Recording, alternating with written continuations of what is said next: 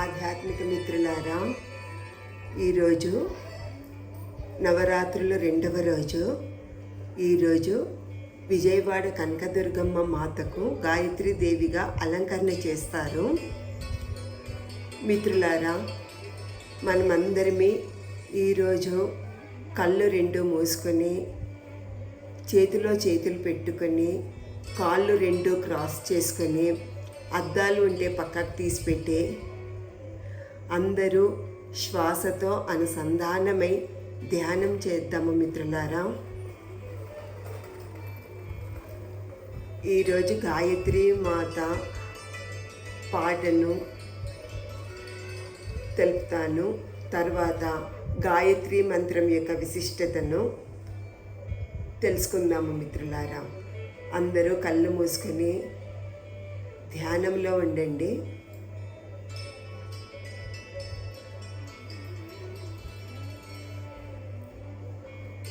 గాయత్రీ మంత్రం.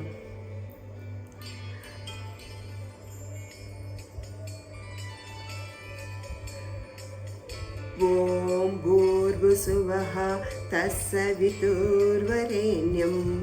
భర్గో దేవస్య ధీమహి ధియో యో నః ప్రచోదయాత్. చిరు చిరు నగవుల గాయత్రి, వేదమాతవు గాయత్రి, పంచముఖముల గాయత్రి, శబ్దాది దేవత గాయత్రి. ఓం భూర్భుసువః తస్సవితుర్వరేణ్యం భర్గో దేవస్య ధీమహి ధియో యో నః ప్రచోదయాత్. స్థూలదేహమానిది, సూక్ష్మదేహమానిది, కారణదేహమునిదేనని తెలియనట్టి అజ్ఞానులం. ఓం భూర్భుసువః తస్సవితుర్వరేణ్యం భర్గో దేవస్య ధీమహి ధియో యో నః ప్రచోదయాత్.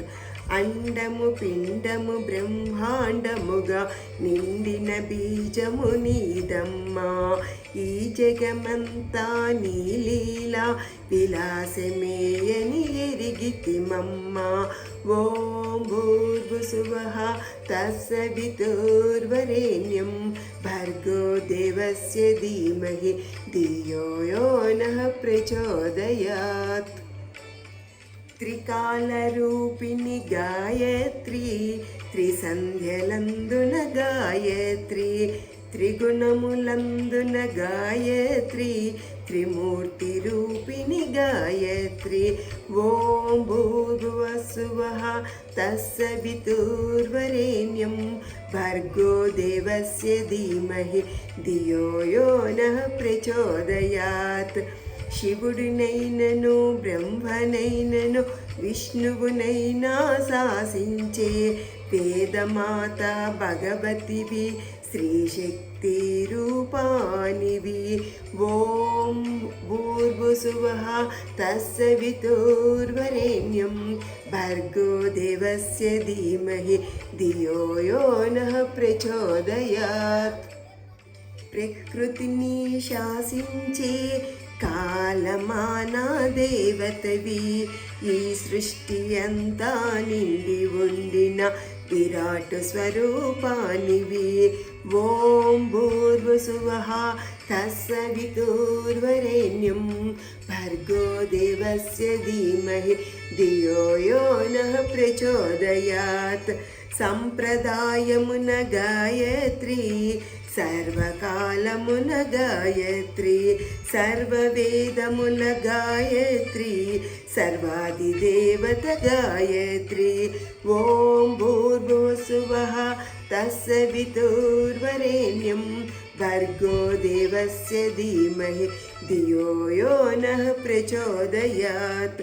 విప్రులకెన్నడు విలువ తీయవు, దుష్టులనెన్నడు ఎదగనీయవు, సాధు పురుషుల మహనీయుల తపస్సు నీవే మాయమ్మ.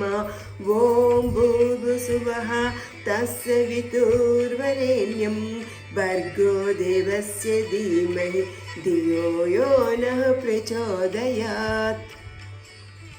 ఓం ఓం ఓంకారరూపా గాయత్రి, గం ఘం గకారరూపా గాయత్రి, శ్రీం శ్రీం శ్రీకారరూపా గాయత్రి, హ్రీం హ్రీం హ్రీంకారరూపా గాయత్రి. ఓం భూర్భువస్సువః తస్సవితుర్వరేణ్యం భర్గో దేవస్య ధీమహి ధియో యో నః ప్రచోదయాత్. మిత్రులారా, అందరూ ధ్యానంలో అలాగే ఉండండి. గాయత్రి మాత అనేది సరస్వతి మాత యొక్క అభివ్యక్తి. గాయత్రీదేవి జన్మ పురాణం ప్రకారము గాయత్రీదేవి ఆవు శరీరం నుండి ఉద్భవించిందని చెబుతారు. పురాణాల ప్రకారము బ్రహ్మ ఒక వేదయజ్ఞం చేయాలని కోరుకున్నాడు, కానీ అతను ఒంటరిగా ఉన్నందున అలా చేయలేకపోయాడు.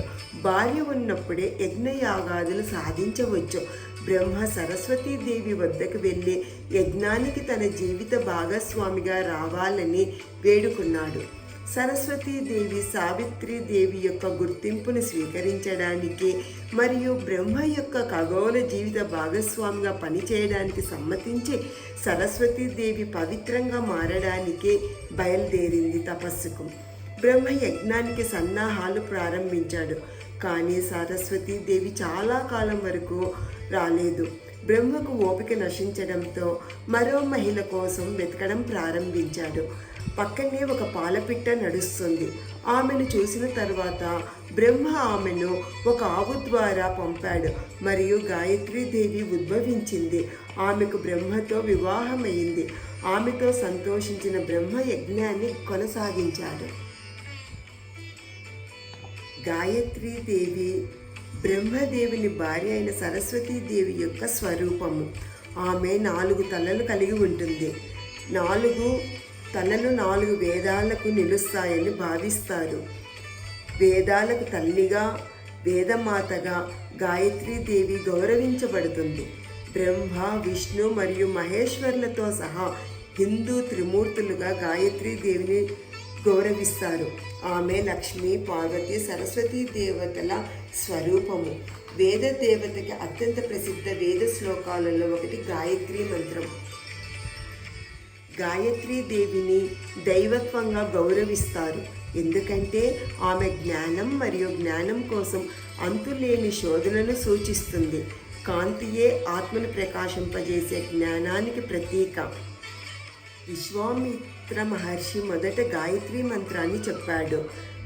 ప్రతిరోజు గాయత్రి మంత్రాన్ని పఠించడం ద్వారా మన ఆధ్యాత్మిక కాంతిని పెంపొందించుకుంటామని మరియు మన శక్తి స్థాయిని మాత్రమే కాకుండా మన కుటుంబము, స్నేహితులు, పరిచయస్తుల సర్కిల్ మరియు మొత్తం ప్రపంచ సమాజాన్ని కూడా పెంచుతారని నమ్ముతారు. గాయత్రి మంత్రం యొక్క శబ్దం మనలను మన నిజమైన స్వభావాలతో మళ్ళీ కలుపుతుంది. మన పూర్తి సామర్థ్యాన్ని గ్రహించడానికి దోహదపడుతుంది. ఆధ్యాత్మిక ప్రపంచంలో అత్యంత శక్తివంతమైనది గాయత్రి మంత్రం. గాయత్రి మంత్రంలోని ప్రతి బీజాక్షరం మహిమాన్వితమైనది. ఈ మంత్రం గురించి ఋగ్వేదంలో ప్రస్తావించబడింది. ఈ మంత్రం పఠించడం ఒక శక్తివంతమైన ప్రక్రియ. ఈ మంత్రం జపిస్తే సకల దేవతలను స్తుతించినట్టే. మంత్రంలోని ప్రతి పదానికి అర్థం ఉంటుంది. త్రికరణ శుద్ధితో మంత్రం జపించాలి. అందులోని శక్తివంతమైన శబ్దాలని సరిగ్గా ఉచ్చరించాలి. ఈ మంత్రంలో 24 అక్షరాలతో పాటు 24 మంది దేవతామూర్తులు ఉన్నారని వేదాలు చెబుతున్నాయి. గాయత్రి మంత్రం వల్ల స్వచ్ఛమైన ఆధ్యాత్మిక జ్ఞానశక్తిని చుట్టూ ఉన్న పరిసరాలపై ఆధ్యాత్మిక ప్రకాశాన్ని ప్రేరేపిస్తుంది. ఈ మంత్రం పఠించడం వలన మానసిక ప్రశాంతత మరియు మనస్సు స్థిరంగా ఉంటుంది.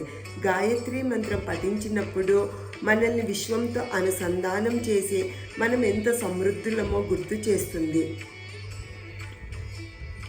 ఈ మంత్రము విశ్వంలోని అందరికీ ఇది వర్తిస్తుంది. జ్ఞాన మార్గంలో విజయవంతంగా రాణిస్తారు.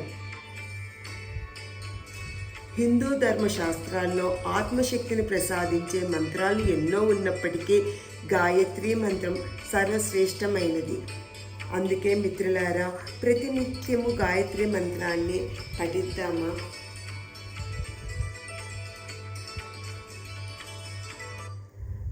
మిత్రులారా, అందరూ కళ్ళ మీద నుంచి 2 చేతులు తీసి కళ్ళు మెల్లిగా తెరుస్తూ చేతులను చూడండి మాస్టర్స్. తర్వాత గాయత్రి మాతకు చప్పట్లు కొడదాము. ఈ చక్కటి ధ్యానానికి చప్పట్లు కొడదాం మాస్టర్స్. అందరికీ కృతజ్ఞతలు. గాయత్రి మాతకు వందనాలు. నా పేరు గాయత్రి అని పెట్టినందుకు చాలా సంతోషంగా ఉంది మాస్టర్స్. Thank you.